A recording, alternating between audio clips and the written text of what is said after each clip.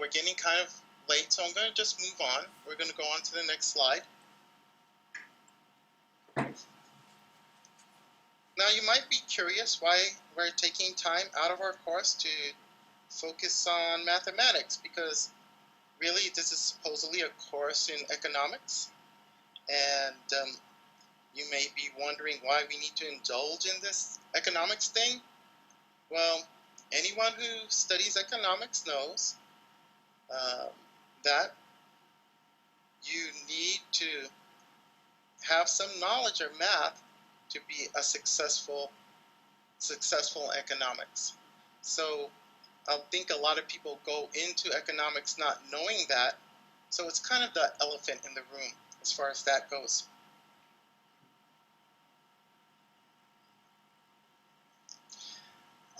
The purpose of today's talk is to let you all know that math is relevant. As we go into the 21st century and beyond, math skills are still in high demand. So it is my hope to get all educators like yourselves to realize that math is relevant to all disciplines, not just economics, but I believe that math can be incorporated into all different kinds of disciplines. But we do have kind of a math shortage, or a shortage of skilled people who use math.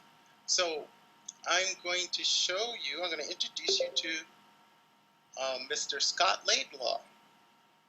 Oh, that's right, my poll. But before I introduce you to Mr. Scott Laidlaw, let me go ahead and give you our first poll.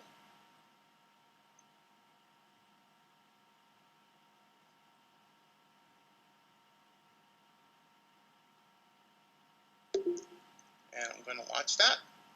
And you should be seeing something on your screen that says, what is the most important characteristic of a quality mass education?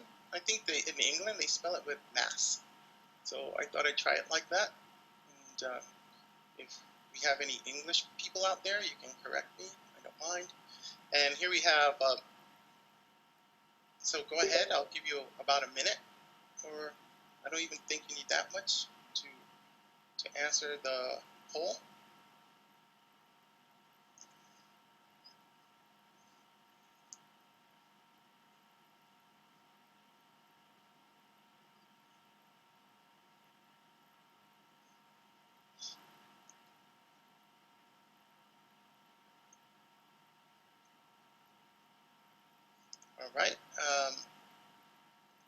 All right, I'm getting your poll results, and looks like everyone got their answer in, so I'm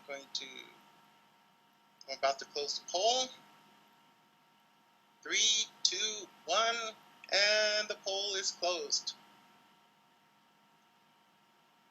And let me share you the results. So I think a lot of people, I don't know how it came up with 100%, but all right, it says 25% said the aptitude for verbalizing mathematical concepts, persistent in the search for solutions, and skill in formal math knowledge to formal school math. Right? These are all good and important characteristics for anyone who wants to improve their math skills and wants to teach people that want to improve their math skills. So just so you know, I was never a math whiz. I was terrible at math. And let me close the poll. So hold on. I'm going to close the poll now. All right. And so, like I said, I was terrible at math. And I would sit there and stare at problems for hours and hours, scratching my head, hoping that the answer would just jump out at me, and that kind of never happened. So I kind of walked away from math, but when I started to study economics, I realized, hey, I need to know this stuff if I want to be an economist. So I managed to hunker down and learn it, but I've always thought there was a better way to it.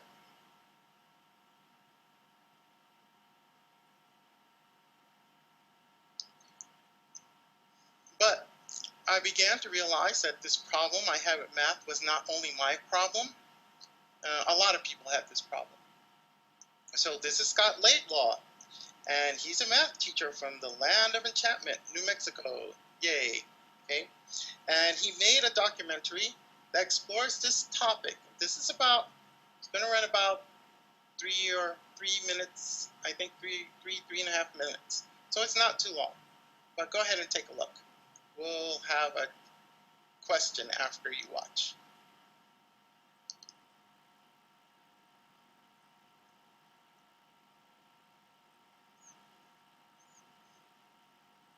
And love technology.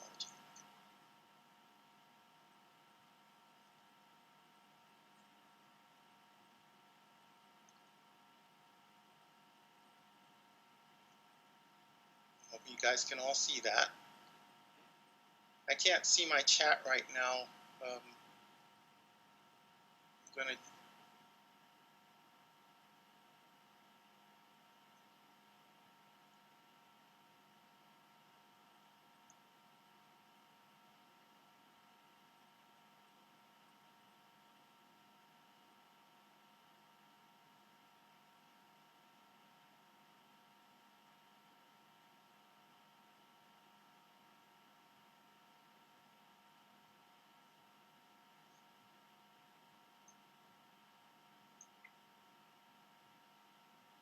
Can you hear that?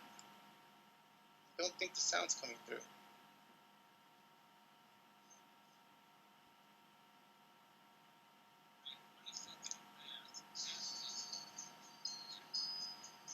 Okay, let me try that again.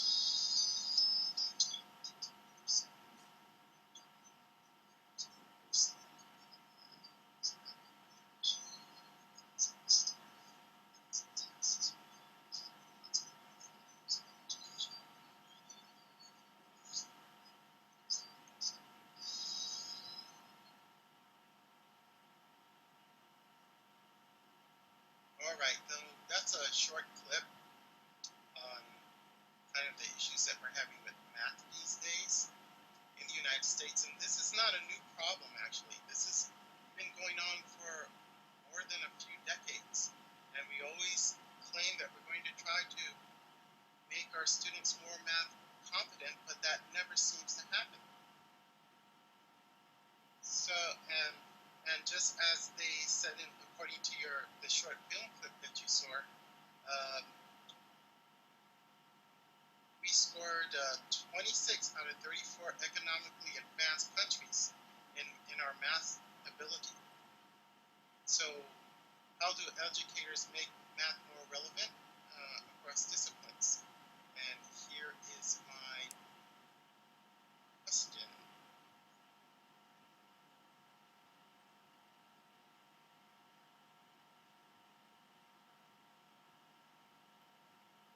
Why do you think that there has not been significant change in mathematical competency among U.S. learners? Go ahead and select one. And I'm going to open up my question board here so I can make sure I'm following what you guys are communicating about.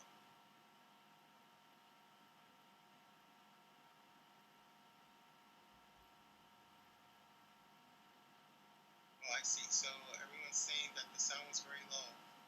I apologize about that. Were you able to get the gist of that for the most part?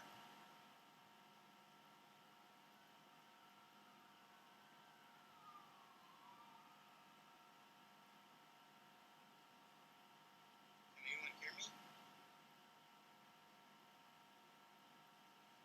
Okay, Ingrid, I see you have your hand raised.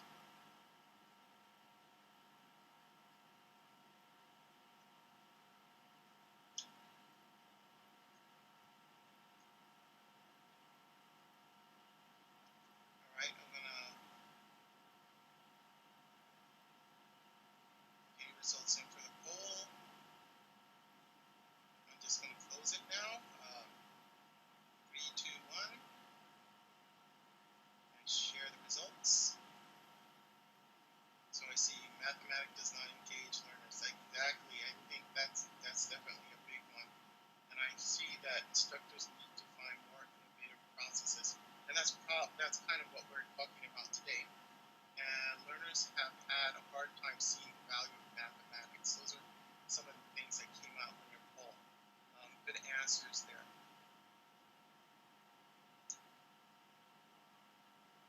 Let me see, I have a comment here. Foreign languages for years, I speak English. Love math, address even. Oh, so this must be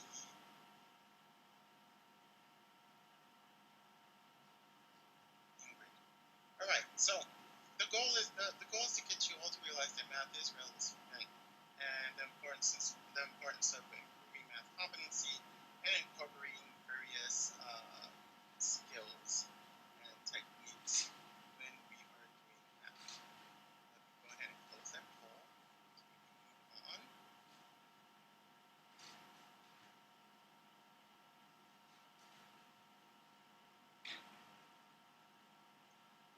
Alright, Richard Feynman, one of my favorite people, he said, to those who do not know mathematics, it's difficult to get across the real feeling.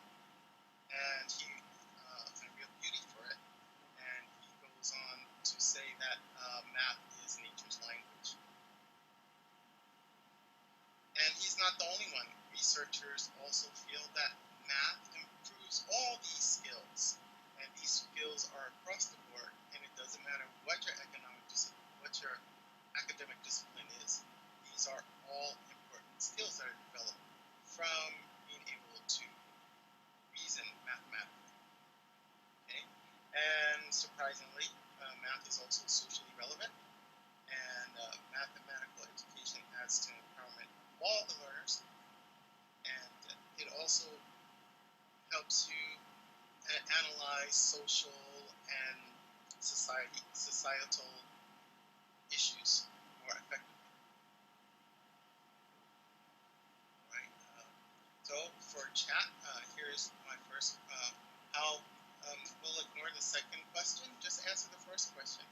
How might mathematics fit within the framework of your professional life?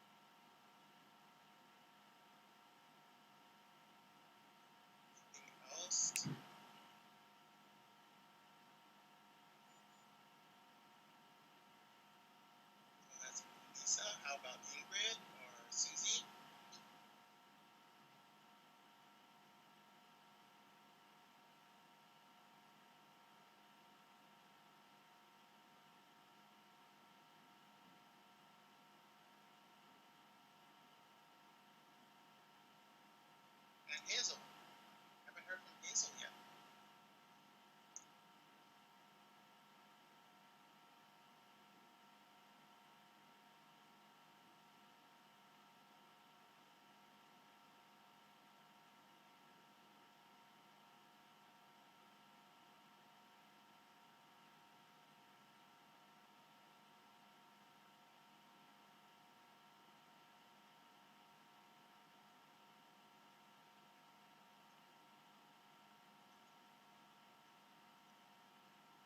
If you're hearing me, go ahead and raise your hand because I'm not getting much feedback here. Could be that there's a lag in the system, so I might be seeing your results kind of a few seconds after you post it. Alright, so Pam, this is Lizzie. yes. And so I did put something in the chat response to math in my professional life. So, and I can hear you. The disconcerting thing for me as a participant is I can't see the other participants. I see. So that is kind of like, it's just between you and me, but I know other people are there because you mentioned their names. Alright, I think maybe what I should do then is just kind of tell you what's coming up as I see it. And right now the last thing I saw was from you. And let me see, I'm scrolling down. Okay, so Susie says, I have to manage several budgets and collect and analyze and report evaluation. And I also learn analytics, which is a biggie. This is also from Susie. And those of you who didn't get Eliza's feedback, Eliza said that statistic data, mining, logic, budgeting, things like that. So that's what I'm getting from Eliza. And anyone else? Ingrid maybe? Or Helen? Sorry, Hazel?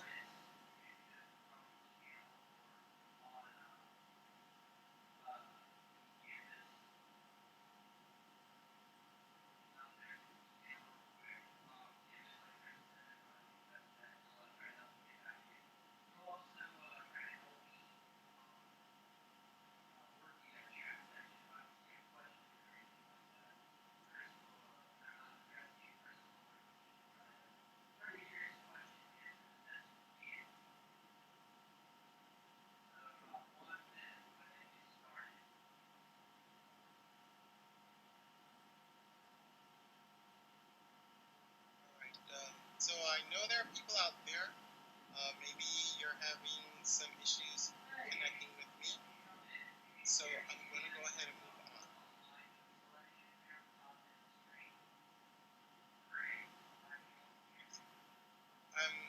This is Dan Meyer, and he did a TED Talk on math skills. This is just a segment of the talk. It's not too long. It does go about 4 minutes. I see that we did start a little late, so I'm going to try to end this around 6:40. Okay, so let's go ahead and go to the next slide.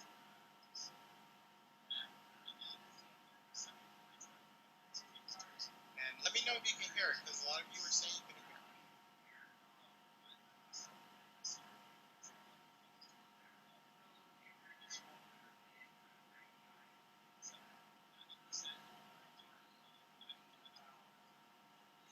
Can't hear it? Okay. Hold on, I'm going to stop. Stop right there. I'm going to, give me a second, I'm going to check something.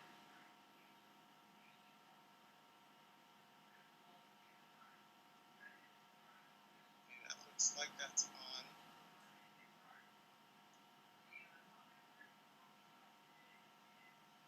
Alright.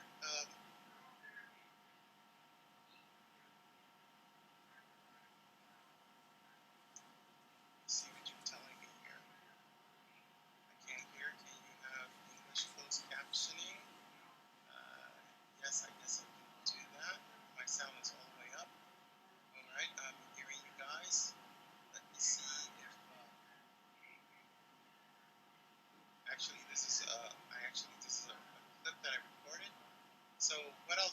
just tell you basically what he's talking about is how he interacts with children that are from the New York public schools, kids that don't know math or very basic level, and he shows them different ways in which to in which to improve their math skills.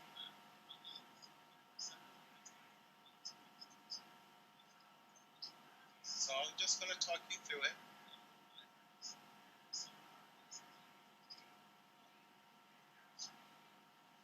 Basically, what he's saying is that we don't give students we give students problems, but they are not able to, but as long as they cannot design their own problems or figure out their own problems, they'll never be good math thinkers. When you give the students problems, they don't have to really think about how to put the problem together. So, and because of that, there's no motivation to solve the problem.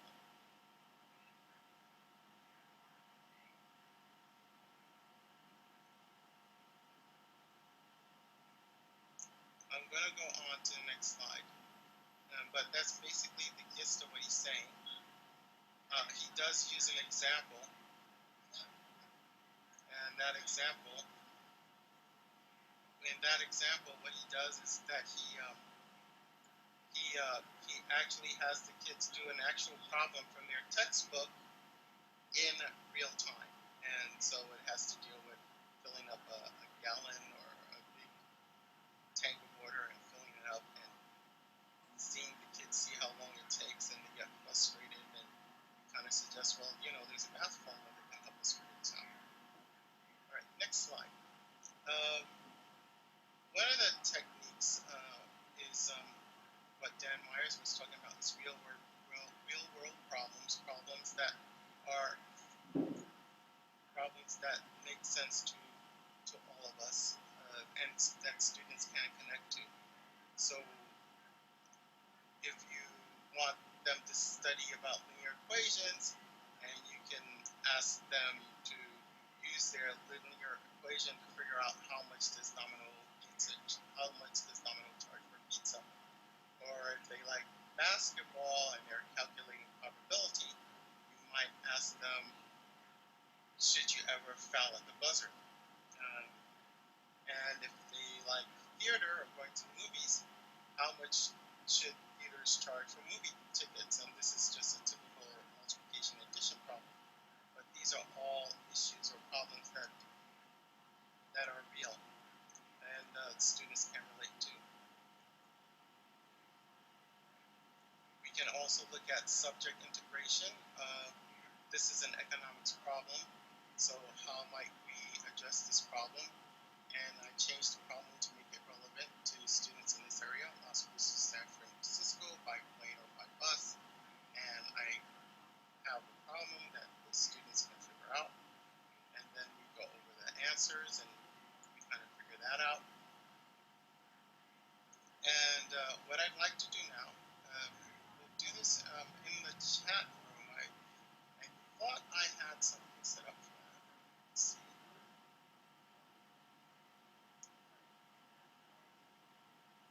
So you should have got kind of a URL address, and that should take you to a whiteboard. And hopefully that will work.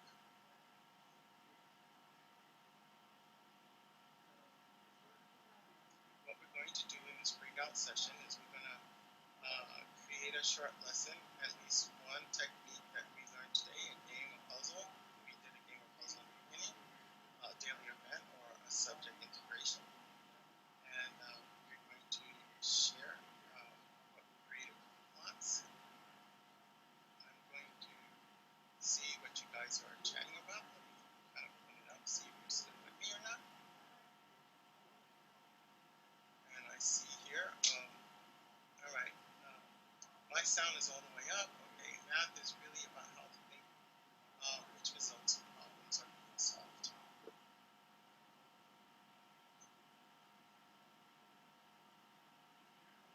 All right, let me know if that link works. The link works, but you've got the sharing settings on your Google Doc set to view only. With a view only option, nobody who is on this Google Doc can actually edit it. So you have to go to the share function, the share button, the blue one, on the Google Doc, and change the share function. Because right now it's just set to can view, but we need to be able to edit if you want us to do something on it.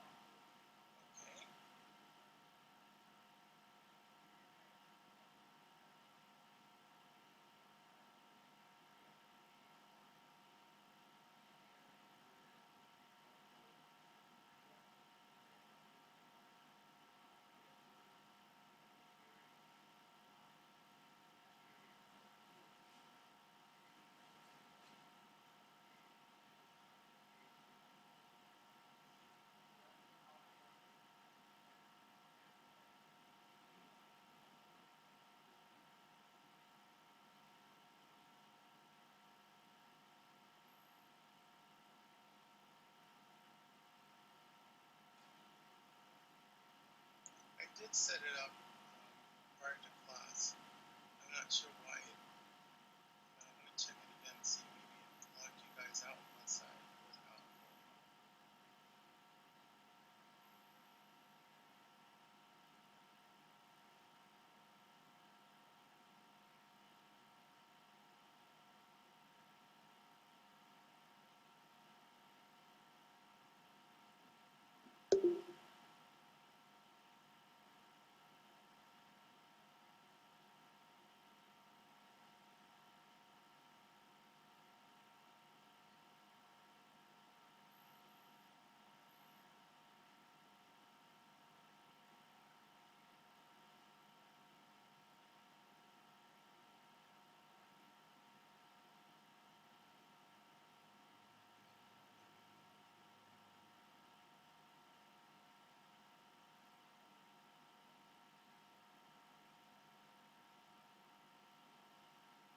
I did do this before I started. I'm not sure why. It might have just turned off. Alright, go ahead and see if you can use it now.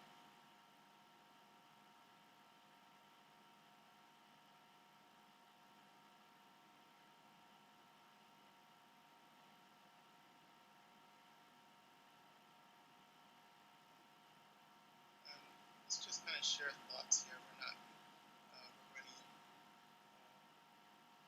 close to time here, so just share a thought. Why don't we do that? If you can get online here, go ahead and share a thought.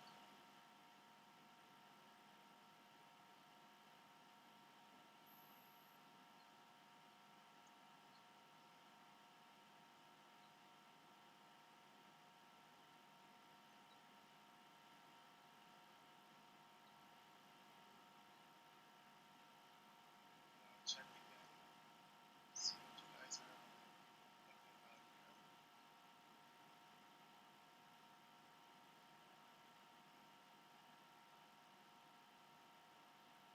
Alright, see your hands up. Has their microphone muted.